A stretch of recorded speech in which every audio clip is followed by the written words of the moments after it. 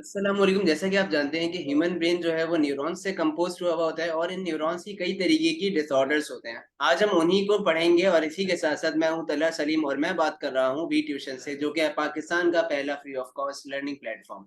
सो lecture और अच्छा, आज का लेक्चर जो है वो टोटली एजुकेशनल पर्पस के लिए है। सो इसका हरगिज मकसद नहीं कि आप इससे कोई नेगेटिव पॉइंट्स निकालें। सो आज का लेक्चर हम शुरू करते हैं और लेक्चर शुरू करने आज का लेक्चर है नर्वस डिसऑर्डर। और आज हम चैप्टर 3 पढ़ रहे थे, कोऑर्डिनेशन एंड कंट्रोल, और हम उसका लेक्चर पढ़ेंगे 8 विच इज नर्वस डिसऑर्डर्स।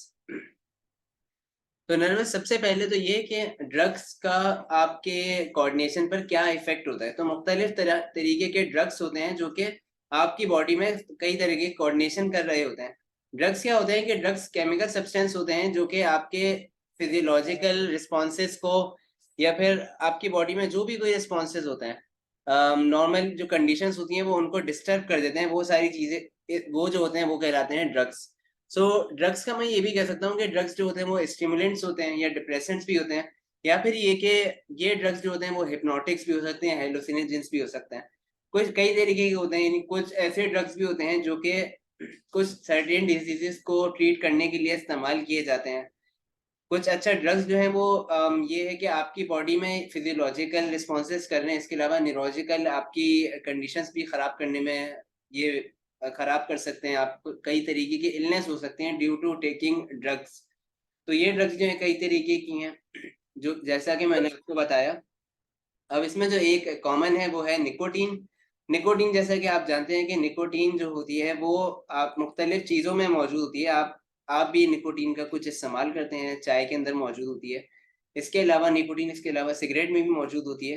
तो निकोटीन क्या है कि निकोटीन एक स्टिमुलेंट है और बेसिकली ये आपकी तमाम, यानी जो भी आपकी एंग्जायटी होती है उन सबको ये ख़त्म कर देती है। साथ ही साथ आपकी हार्ट बीट इंक्रीज़ हो जाती है, आपका ब्लड प्रेशर इंक्रीज़ हो जाता है और इसके साथ आपकी अलर्टनेस या आपकी कंसंट्रेशन बढ़ जाती है, यानी आप ज़्यादा तवज्जो देना शुरू हो जाते हैं किसी चीज़ पर बाय टेकिंग निकोटीन। लेकिन निकोटीन के नुकसानात भी हैं, यानी आपको ये भी ब्रेन डिसऑर्डर्स में भी ये कुछ काम कर सकते हैं। इसके अलावा मज़ीद तरह की भी चीज़ों में आपको मतलब मज़ीद आपकी फिजियोलॉजिकल कंडीशंस ख़राब कर सकती है टेकिंग एक्सेस निकोटीन। अब नर्वस डिसऑर्डर की तरफ चलते हैं कि नर्वस डिसऑर्डर्स होते हैं कई तरीके की कंडीशंस की वजह से होते हैं। ईदर ये कि या तो ये जेनेटिक्स भी होते हैं कुछ, या फिर ये कि ये वक़्त के साथ-साथ भी हो जाते हैं, या किसी डैमेज या कोई आपको बीमारी हो गई उस वजह से भी हो जाते हैं। तो इसमें पहली आती है पार्किंसन डिज़ीज़, जो कि एक ब्रेन डिसऑर्डर है जिसमें क्या होता है कि न्यूरॉन्स डीजनरेट यानी टूटना शुरू हो जाते हैं, और स्पेसिफिकली बेसल गैंग्लिया ब्रेन का जो एक पार्ट है उस जगह के। होता क्या है कि सबसे पहले जो पार्किंसन डिजीज के पेशेंट हैं उनका हाथ ट्रिमर, यानी बेसिकली उनके हाथ या कोई एक टांग कँपाना शुरू हो जाती है। दूसरा फिर क्या है कि जब ये डिजीज ताकत पकड़ती है तो फिर क्या होता है कि आपकी बॉडी के दोनों साइड इफेक्ट हो जाते हैं और आपको कमजोरी हो जाती है, आपके मसल्स अचानक हिलना शुरू हो जाएंगे। और साथ ही साथ कुछ को ये भी होता है कि स्पीच डिसऑर्डर, यानी है कि उसको बोलने में बहुत ज्यादा स्लो हो जाते हैं और बोलने में उन्हें इश्यूज होते हैं। इसका इलाज ये है कि ल्यूपोडा एक ड्रग होती है, वो ड्रग दी जाती है जो कि डोपामाइन में कन्वर्ट होती है, क्योंकि इसमें डोपामाइन बन नहीं पाता प्रॉपर पार्किंसन में। तो लियोपोडा क्या है कि लियोपोडा आपकी बॉडी में जैसे ही जाती है तो ये ड्रग डोपामाइन में कन्वर्ट हो जाती है। तो आपकी जो डोपामाइन की डेफिशिएंसी है वो लियोपोडा खत्म करती है। तो लियोपोडा की वजह से आपके सिम्टम्स कम हो जाते हैं, लेकिन ये परमानेंट इलाज नहीं है। अलबत्ता न्यूरॉन्स डीजनरेट होते रहेंगे। दूसरी डिजीज जो आती है वो है अल्जाइमर्स। अल्जाइमर का शायद आप लोगों ने अक्सर नाम सुना हो कि एक तो ये कि ये progressive degeneration of neurons of brain, यानी न्यूरॉन्स मुस्तकिल तौर पे साथ-साथ वक्त के डिजेनरेट होना शुरू हो जाते हैं। खास तौर पे सेरेब्रल कॉर्टेक्स या हिप्पोकैम्पस लॉन्ग टर्म मेमोरी वगैरह के पार्ट्स वो जो होते हैं खास तौर पे मुतासिर होते हैं इससे। इसमें एक खास चीज़ ये होती है कि मेमोरी आपकी लॉस हो जाती है, जिसे डिमेंशिया कहते हैं। इसके 3 मराहिल होते हैं। सबसे पहले ये कि इंसान की याददाश्त कम होना शुरू हो जाती है, वो चीज़ें भूलना शुरू हो जाता है। और जैसे फिर वो सेकंड स्टेज पे पहुँचता है तो उसकी अब याददाश्त काफ़ी ज़्यादा खो जाती है, यानी इतनी कि अब अगर वो जो उसको अपने घर का रास्ता भी जो वो कई सालों से अब वो सपोज़ अपने घर तक जाता है एक जगह से, तो वो जो रास्ता है, जो फ़ैमिलियर रास्ता है, वो उस रास्ते को भी भूल जाएगा। साथ ही साथ उसको एंग्ज़ायटी भी बढ़ जाएगी। और फिर थर्ड स्टेज में क्या होता है कि उसके हैलुसिनेशन या पैरानॉइड डिल्यूजन्स, यानी ये कि वो ऐसी चीज़ें, ऐसे आपको लगेगा जैसे वो कि अपने रूम में सपोज वो पर्सन बैठा हुआ है और अचानक वो आपको उसकी आवाज आना शुरू हो जाएगी कि वो किसी से बात कर रहा है। आपने दरवाजा खोला सपोज कि तो वहां पे कोई भी नहीं बैठा हुआ और बंदा खामोश हो गया, या वो स्टिल बात कर रहा है, तो अक्सर लोगों को क्या लगता है कि भाई इस पे असरात आ गए, या फिर ये कि there something demonic activity going on. So ऐसा कुछ नहीं है, क्योंकि ये हेलुसिनेशन होते हैं, यानी आपका ब्रेन ही इस तरह के रिस्पॉन्सेज जनरेट करता है कि ऐसा लगता है कि वो पर्सन जो है, यानी उस पर्सन में ऐसे प्रोसेसेस होते हैं कि ऐसा वो उसको यानी शक्लें नजर आना शुरू हो जाती हैं जो उसका ब्रेन ही बेसिकली डेवलप कर रहा होता है, या उसको ऐसे बिलीव्स हो जाते हैं कि जो गलत होते हैं। वो एक जो फिक्स्ड कोई ये बात है, जो लॉजिकल बात है, वो उसको इग्नोर करके अपनी कोई बात लेकर आएगा कि नहीं ये बात सही है और ये मैंने सुनी है कहीं से, जबकि उसने कहीं से नहीं सुनी होगी। और उसको इस तरह की कई तरीके और प्रॉब्लम होना शुरू हो जाएंगी, ये नहीं है कि उसको लगेगा कि भाई लोग उसे मारना चाह रहे हैं। तो ये सारी चीजें अल्जाइमर के केस में होती हैं।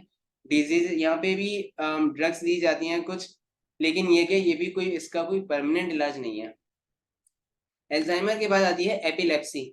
एपिलेप्सी का लफ्ज सबसे ज्यादा सुना होगा, इसको उर्दू में मिर्गी भी कहते हैं।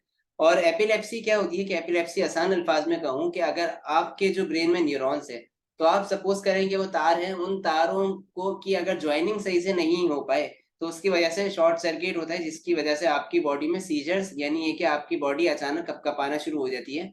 ये एपिलेप्सी कहलाती है। एपिलेप्सी में या तो ये होता है कि कुछ एक सर्टेन पार्ट इन्वॉल्व होता है, यानी कोई एक सर्टेन पार्ट ही आपका हिलना शुरू हो जाता है, अचानक मूव करना शुरू हो गया। या फिर कुछ कंडीशंस, कुछ पेशेंट्स में ऐसा होता है कि पूरी बॉडी इन्वॉल्व होती है। यूजुअली ये होता है कि पूरी बॉडी ही इन्वॉल्व होती है। और एपिलेप्सी इस वजह से भी हो जाता है कि अगर आप एपिलेप्सिक पेशेंट्स जो होते हैं उनके उनको फ्लैश लाइट अगर मार दें, या अगर वो एकदम से तेज रोशनियां देख लें, तो ये जो फ्लैश लाइट है ये एक प्रोवोक कर देती है फिर एपिलेप्सी सीजर्स को, जिसकी वजह से उसके सीजर्स बढ़ जाते हैं और वो तड़पना शुरू हो जाता है। तो इस कंडीशन में क्या होता है, कुछ पेशेंट्स को ऐसा भी होता है कि कुछ पेशेंट्स को सीजर्स के असरात पहले से ही महसूस हो जाते हैं, तो वो सीधे उसके लिए पहले इकदाम कर लेते हैं, यानी वो किसी ऐसी सेफ जगह पर बैठ जाते हैं कि कहीं गिरें तो उनको कोई नुकसान ना पहुंचे। लेकिन कुछ में ऐसा होता है कि कुछ में जो होते हैं सीजर्स जो होते हैं वो अचानक आ जाते हैं, उनको नहीं पता चलता।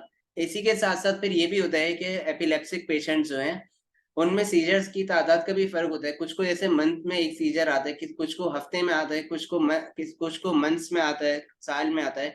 तो इस तरीके से डिफरेंट होता है।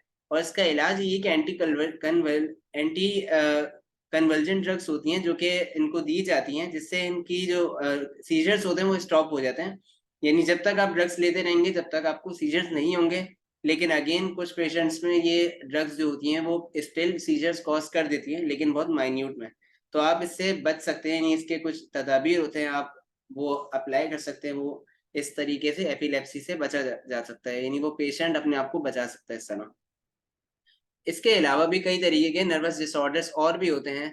स्किज़ोफ्रेनिया हो गया, और भी मुख्तलिफ हो गए। नर्वस डिसऑर्डर्स में ख़ास बात क्या होती है कि एपिलेप्सी के अलावा कि उनके जो असरात होते हैं, सिम्टम्स होते हैं, अक्सर के क्या होता है सिम्टम्स सेम होते हैं, जिसकी वजह से डिफरेंशिएट करना थोड़ा मुश्किल हो जाता है। लेकिन स्टिल जो होता है जैसे स्किज़ोफ्रेनिया होता है उसको कुछ डिजीज़ेस नर्वस डिसऑर्डर से डिफरेंशिएट करना मुश्किल हो जाता है। लेकिन बहरहाल ये एक काफ़ी डिटेल टॉपिक है। तो आपकी बुक में यही 3 डिस्कस थी जो मैंने डिस्कस करी। अगर आपको इससे कोई भी क्वेश्चन पूछना हो तो आप मुझसे व्हाट्सएप कम्युनिटी पर पूछ सकते हैं। इसके अलावा subscribe to our channel on YouTube. और इसके अलावा अगर आपको नोट्स या प्रेजेंटेशंस चाहिए हो तो आप हमारी वेबसाइट विच इज़ vtutions.com वहाँ से डाउनलोड कर सकते हैं। आप हमें फेसबुक, इंस्टाग्राम, ट्विटर, लिंक्डइन और टिकटॉक पर भी फॉलो कर सकते हैं। आपका देखने का बहुत शुक्रिया। फिलवक्त के लिए मुझे दीजिए इजाज़त। मिलता हूँ आपसे नेक्स्ट लेक्चर में। अल्लाह हाफ़िज़।